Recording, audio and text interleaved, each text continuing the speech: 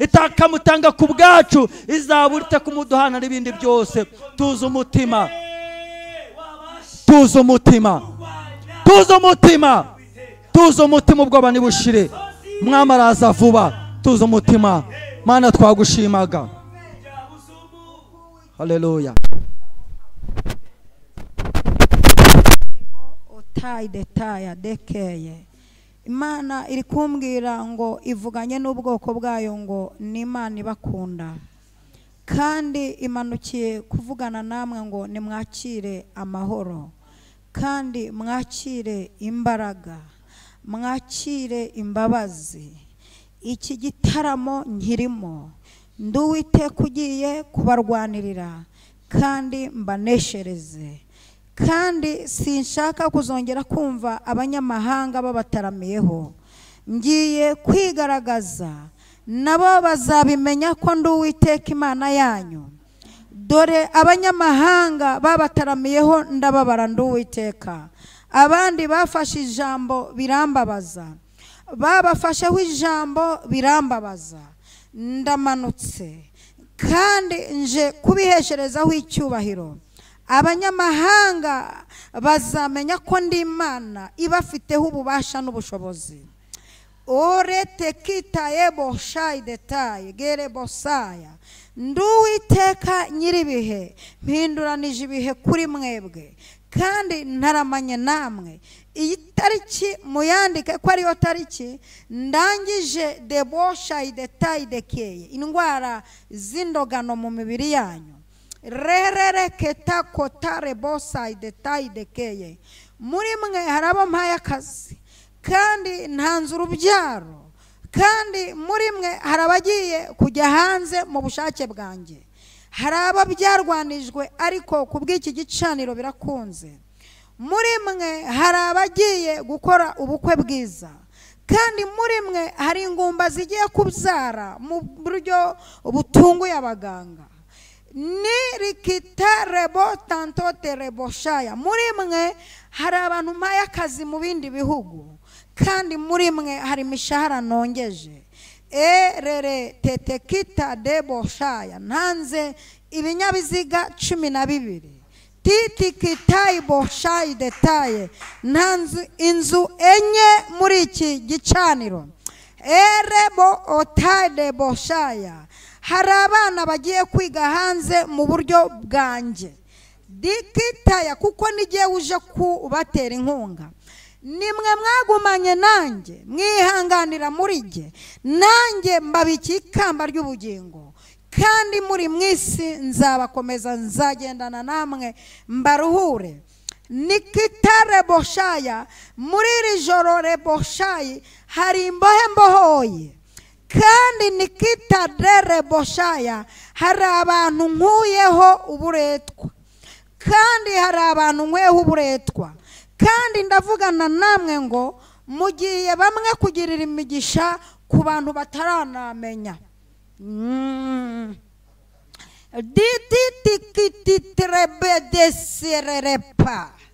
entrikitirisire kita totaya. Entre shire bokita teke rebo. Ngiye gukoresha ibiti n'amabuye mbatabare. Ngiye gukoresha abatanzi n'abanzi mutabarwe. Kuko ndi Uwiteka uhagurutse mu buturo bwanjye bwera, nje gutabara abantu banje. Rete ko rebo aneteketa de rebo. Hari abantu ba debo reboshaya bari hano barira. Tike shere bosai detaya. Hari umudamu uri muri Swede uri kurira. Umvuko Uwiteka akubwiye. Aravuze ngo akira amashimwe. Kandi ugiye gutamba dorebo uvuga ibyo nkoze, kuko ndi Uwiteka ukujeho. Kandi mu byo nkoze hari imanza mburanye udahari, kandi ndazitsinze.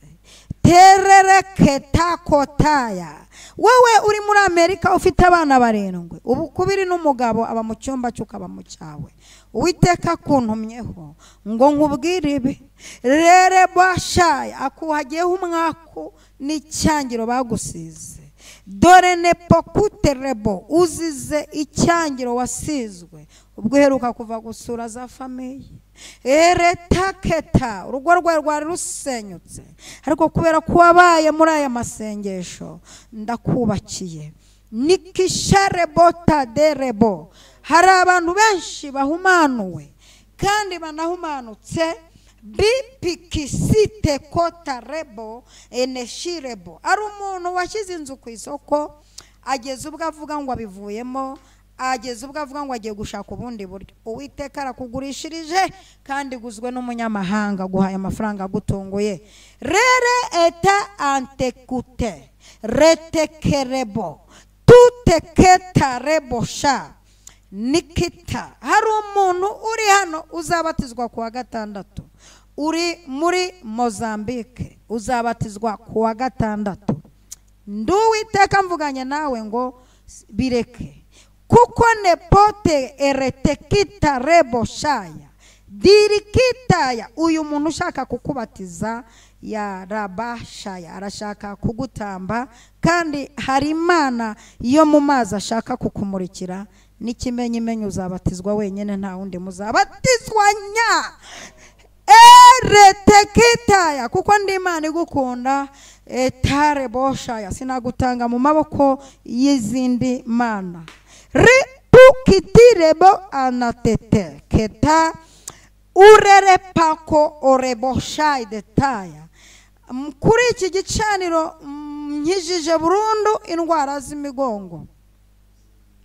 Erebe esherebe desedere entikitarebo otatarebosha.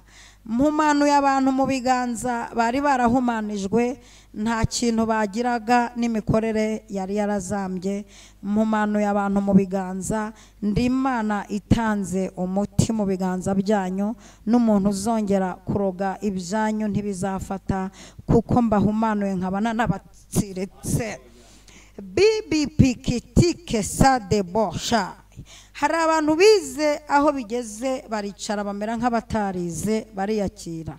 Ndi Imana ihaye agaciro amashuri nabarihiye, nkabaha n'ubwenge mu gatsinda. Ndabikurikiranye by'uko ari bibiri. Ubwenge nabahaye n'amafaranga natanze ngo mwige, ndabikurikiranye kuko ndi Imana ije kutarebosha idetaya, kubaha umugisha mu byo mwize. Bi eta oyateketa retekita kopekete rebosha retaya. Hari umuntu uri Nyamata, w'inyamata uri kunkurikirana, uri muri etaje. Rebosha idetaide kere bosaya, uhari mu buryo bwo gucumbika. Ritikisha rebosando tire bota ya dekeye.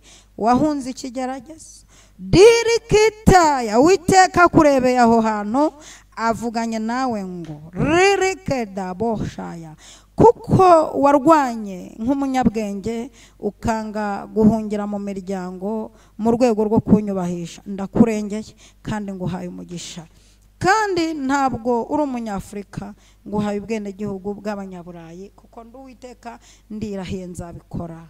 Ribo beke eresango taribo side keye. Wowe uri kunkurunyumva dikishe rebosaya dekeye, ukansengera ku Gisenyi deboshaya urebotaya, uri mu nzu y'ibyumba 2 na saro. Dikirebo ukenyereye igitenge mu mabere. Umva uko Uwiteka avuganye nawe. Wavuze ngo uyu munsi urataramira Imana buke. Nakubonye kuko ndi Imana ireba.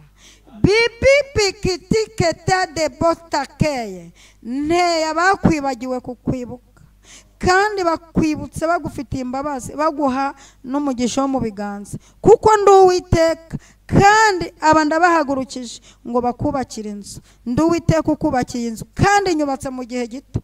Rebo teteke rebosha netikita rebo netekeye. Kuri iki gicaniro hari abantu ngabiye, kandi ngabiye ibintu biremereye, kandi mbagabiye ibintu biremereye. Dore hari amafaranga abitswe igihe kinini yarabategereje. Ndi Uwiteka uyazanye muyakire, bamwe dodaya ndayabahaye. Ripiti ere keta nikisharebo anta koterebo staidekeye derebo. Gusenga kwa